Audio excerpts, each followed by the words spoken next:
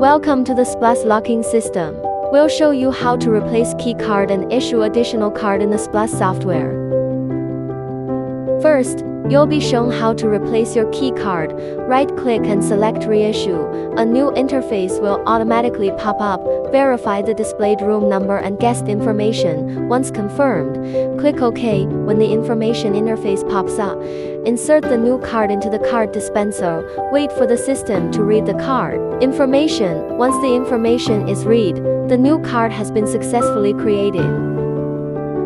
Issuing a companion card demonstration. Right-click Reissue card and select Issue additional card. Confirm the room information, checkout time, and other information on the pop-up interface. Then click OK. When the information interface appears, insert the new card into the card dispenser.